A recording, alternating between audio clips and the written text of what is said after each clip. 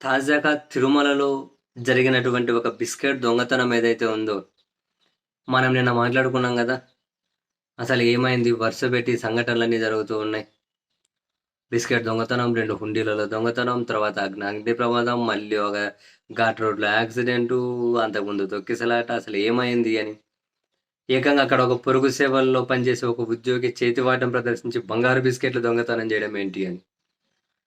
ఈ బంగారు నగలు, విలువైన వస్తువులన్నీ కూడా స్టోర్ చేసే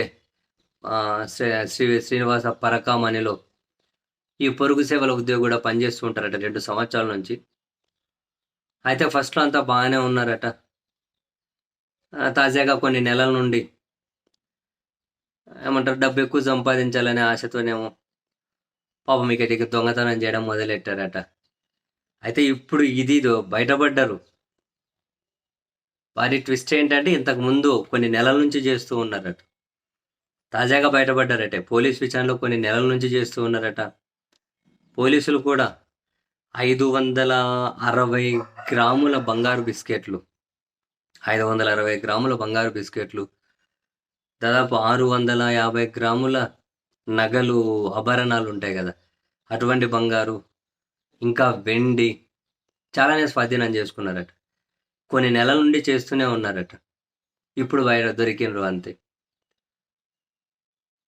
డబ్బులు సంపాదించాలనో లేకుంటే ఇన్ని రోజుల నుంచి చేస్తున్నా కనుక గుర్తుపట్టలేదు. ఆయన పని చేయబట్టి 2 ఇయర్స్ అయిందట. ఫస్ట్‌లో అంతా బాగానే చేశారట. ఇప్పుడు ఈ మధ్య కొన్ని నెలల నుండే ఈ పని చేస్తున్నారట, చేతివాటం ప్రదర్శించుకుంటూ. పొరుగు సేవల ఉద్యోగి అని. ఏదో ఒకటి అదే చెప్పాం కదా! ఏదో ఒక సంఘటన ఈ మధ్య వరుసపెట్టి జరుగుతూనే ఉన్నాయి. చాలామంది భక్తులకు కూడా ఒక రకమైన ఫీలింగ్, అరే ఏంట్రా బాబు ఇట్లా జరుగుతూ ఉంది అని భక్తులు కూడా భావించే పరిస్థితి వచ్చింది. వీళ్ళని త్వరగా ఇటువంటివి ఏవీ లేకుండా మళ్ళీ సాఫీగా అందరి తిరుమల ప్రయాణం సాగాలి, ఎటువంటి అడ్డంకులు లేకుండా అని చెప్పి అందరూ డెఫినెట్లీ కోరుకుంటారు అబ్బా. సరే, ఇటువంటి చేతివాటం ప్రదర్శించే వాళ్ళంటారా, ఇంతకుముందు అంత భారీగా ఏమీ వినకుండా ఉంటేవి. మరి ఇంక ఇటువంటి వాళ్ళుగానే ఉన్నారేమో, మరి తెలియదు మరి అక్కడ ఇటువంటి చేతివాటాలు ప్రదర్శించే వాళ్ళు.